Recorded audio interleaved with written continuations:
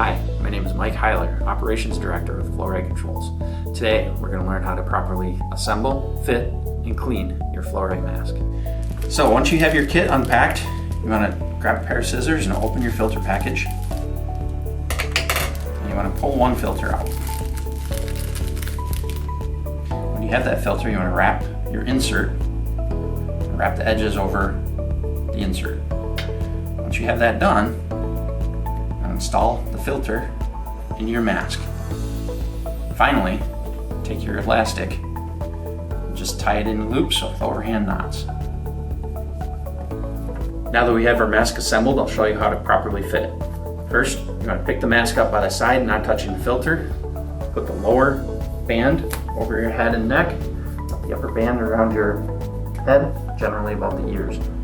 If the lower band is loose, as you can see mine is, pull it off to tighten the head up. To adjust our band, you're going to want to untie one side, pull the strap through tighter, and simply retie. Now that we've got our straps properly adjusted, it's important to make sure that the mask is sealing against your face properly. The way to test that is with the mask on, you want to place your hand firmly over the opening for the filter and take in a deep breath of air. When you do that, you should feel suction against your hand and not air leakage past the mask.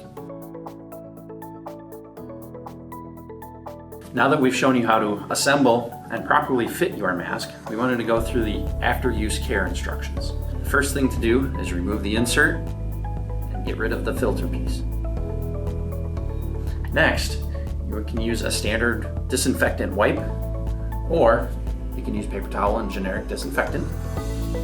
You just want to wipe the inside and outside of the mask with disinfectant. Wipe the insert down, let it dry naturally, and it will be ready for its next use.